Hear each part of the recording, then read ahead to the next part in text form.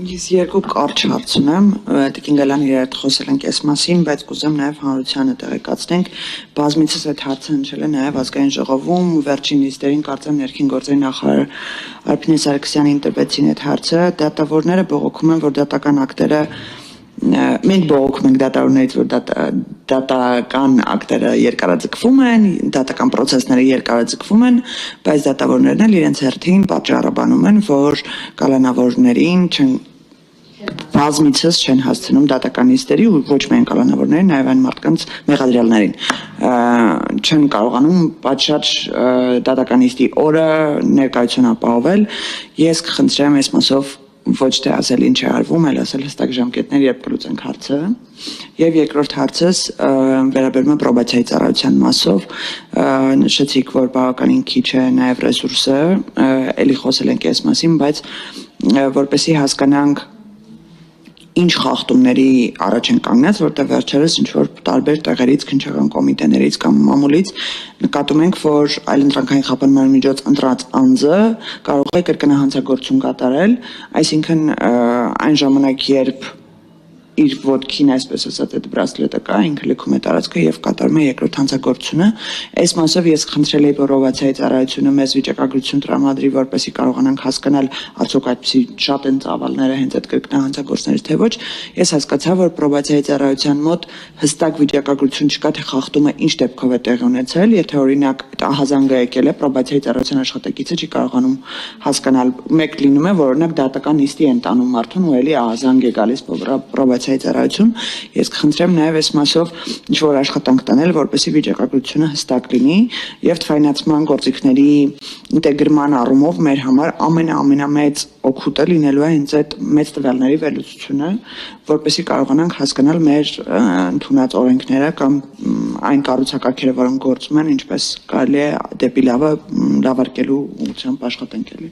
Շնորհակալություն։ Ուղեկցությունների հետ կապված իրականում ինչ որ պահի խնդիրը սրվել էր, հիմա այդքան էլ սուր չի ու խնդիրը օբյեկտիվ հիմքեր ուներ, բայց այնքան բարձրաձայնվեց այդ հարցը, տպավորություն ստեղծվեց, որ առհասարակ ուղեկցություններ չեն իրականացվում, այնինչ իրականությունը այդպեսին չէ։ Ինչ որ պահի, եթե վիճակագրական տվյալներ կարող եք ուսումնասիրել, ավելի շատ ներքին գործերի նախարարությունը տիրապետում այդ տվյալներին, որովհետև իրենք են մինչ այս պահը ապահովում հիմնական ուղեկցությունները կալանավորված անձանց, դատապարտյալներին մենք ենք ապահովում, մենք խնդիր չունենք իրականում այս պայդրությամբ։ Եթե չեմ սխալվում, չուղեկցելու դեպքերը երևի 10 քանի տոկոսի շրջանակներում էր, այսինքն մինչև 20%, որ չէր եղել ուղեկցում, գուցե այդ թիվը ավելի պակաս էր, բայց նույնիսկ 20%-ը խնդիր է։ Այստեղ ուրիշ հարց կա,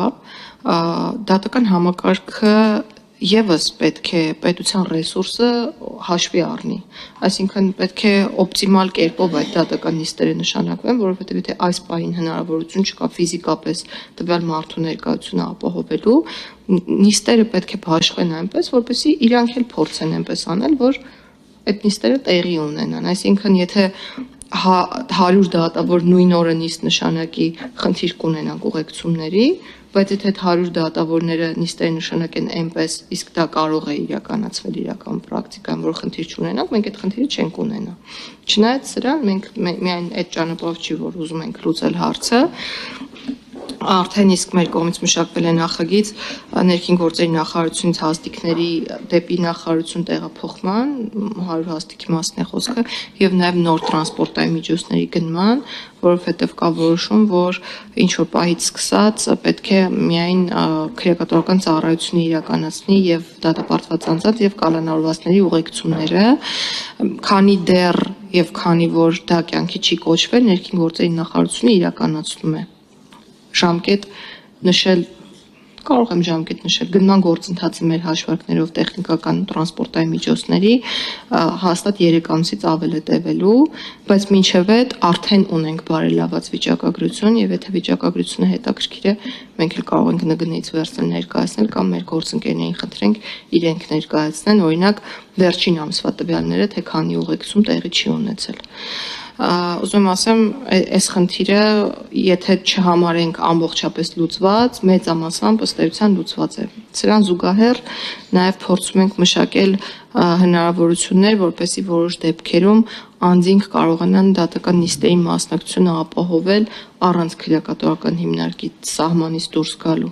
Այսինքն, եթե ունեն իրենք ցանկություն մասնակցելու, մենք համապատասխան կահավորում ունեցող սենյակներում ապահովենք տեսակապով միացումը դատական նիստերին ու նաև այդպես խնդիրը լուծենք, այդ ուղղությամբ եւս աշխատանքներ ձեռնարկվում են։ Ինչ վերաբերում է պրոբացիայի շահառուներին, ես վստահեցնում եմ, որ եթե փախուստի դեպք է եւ կամ հանցագործության կատարման դեպք է, փախուստի նկատի ունեմ արձանագրված փախուստի, որի դեպքում նույնիսկ հետախուզում կարող է հայտարարվել, այդ վիճակագրությունը մենք ձեզ կփոխանցենք։ Պարզաբանումը իմ գործընկերների եղել է վստահաբար նրա հետ կապված, որ այդ սարքերը պարամետրեր են ֆիքսվում բնակարանի փոքրիկ խախտումների դեպքում էլ արձագանքում են, այսինքն էլեկտրոնային մոնիտորինգ, որ իրականացվում է, էկրանների վրա երևում է, թե պարագծից որ մեկը դուրս եկավ եւ համապատասխան ձայնանշան է արձակում, դրա համար սորտավորում խախտումների, ասենք ինչքանով է 10 մետրա գնացել են կամ 5 մետրա գնացել են կամ թե ուղղակի տեխնիկական խափանում ա եղել սարքի 5 րոպեանոց, այդ մանրակրկտությամբ այս բանը հնարավոր չի տալ, այսինքն այդ մասով չունենք վիճակագրություն։ Եթե խոսքը կրկնահանցավորությանն է վերաբերում, միանշանակ կարող ենք մենք տալ վիճակագրություն եւ վիճակագրությունը կներկայացնենք անպայման, բայց առաջընկնելով ասեմ, որ կրկնահանցավորության դեպքերը այնպես չի որ շատ են, դրանք տենց եզակի դեպքեր կարող են լինել եւ բոլոր դեպքերում անարձագանք չի մնում արարքը եւ խափանմիջոցի փոփոխություն է տեղի ունենում, այսինքն մեր միջնորդության հիման վրա խափանմիջոցը տվյալ անձանց բaragայում փոփոխվում է։ Արձագանքում եք Տիկին Մինասյան։ Ես ուղղակի առաջի հարցին պատասխան ասեմ, որ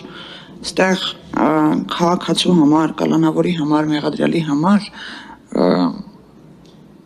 թե դատարանները, թե կառավարության օրինակ քրեակատարողական հիմնարկների աշխատակիցները կամ ՆԳՆ-ի աշխատակիցները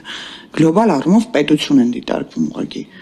եւ պետության պարտավորությունը չի կատարվում, թե էական չի օրինակ դատավորները նույն նիստի օրերը մի 100 նիստ են դնում, թե քրեակատարողական հիմնարկի աշխատակիցները չեն հասցնում ուղեկցություններ կազմակերպել։ Այս պետության պարտավորությունը ես կարծում պետք է լուծենք առնվազն մենակ նաեւ նրա համար, որ հաջորդիվ ազգային ժողովում հնչող մեղադրանքները, որ դատական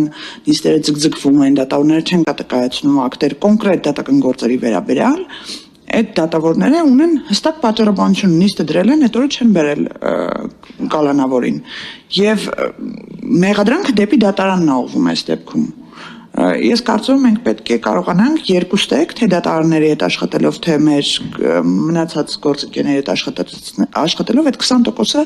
0-ի հասցնենք։ Իրականում 20%-ը մեծ թիվ է։ Այդ մի մասով եւ երկրորդ մասով հա շեշտեցիք, որ հենց իմ ցանկացած վիճակագրությունը վերաբերվում էր կրկնահանցագործությունների կամ դիտավորյալ, որ խախտում կատարած անձանց խոսքը չի վերաբերվում, օրինակ մարդը իջել է խանութ հաց առել, հետ եկել, դա խախտում դիտարկենք։ Ես կխնդրեմ այդ վիճակագրությունը տրամադրեք, շնորհակալություն։ Շատ լավ, ձեր կներեք։ Ես մի կներեք, մենք շատ ենք քննարկել այս հարցը։ Քրեական դատավարության էլեմենտներից մեկը դա մեղադրելի առկայությունը որպես կանոն միշտ որ ենթադրում է որ կարող գտնվի զրկմավայրում։ Ինչու մենք չենք քննարկում նաև քրեակատարողական, չքրեակատարողական հիմնարկների մեջ կամ մոտ ունենալ, չունենալ նստավայր, դրան դատավոր նստավայր։ Քննարկում ենք։ Ես շուշ շատ քննարկել։